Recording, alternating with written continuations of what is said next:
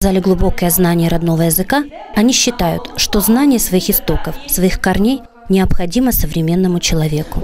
Гагаузский язык – это наш родной язык, наша история заложена во всем проходит. Хотя он недоработан, может быть, в некоторых, так сказать, аспектах, но все впереди. Я думаю, мы постараемся сделать все, чтобы развить. Это наш родной язык.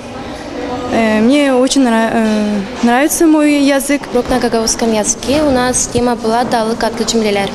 Мы обобщали этот урок, который прошли. Педагоги показали высокое мастерство и компетентность.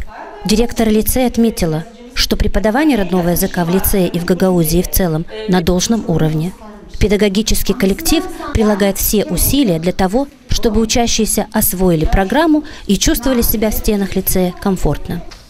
Стараемся, конечно, чтобы классы были не очень загружены, потому что учителям сложно работать. Ну и качество образования, конечно, страдает. Но тем не менее мы делаем все возможное, чтобы создавать все условия, чтобы ученики чувствовали в учебном заведении себя комфортно. Вместе с тем педагоги сталкиваются с определенными трудностями в работе. Слабая материально-техническая база школ не соответствует требованиям, выдвигаемым к педагогической профессии. Замечательное впечатление. Нового предложу в своей школе провести конкурс «Ученик года». Отличное впечатление о селе Дизгенжа.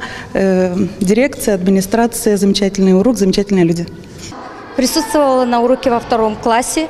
Нам, учителям начальных классов, немножко трудно строить свои уроки, но урок был прекрасный. Учитель применял очень много методов, форм, разные виды оценивания. После уроков силами учащихся был показан концерт, где лицеисты продемонстрировали гостям свои таланты. В этот же день в лицее был открыт этнографический музей.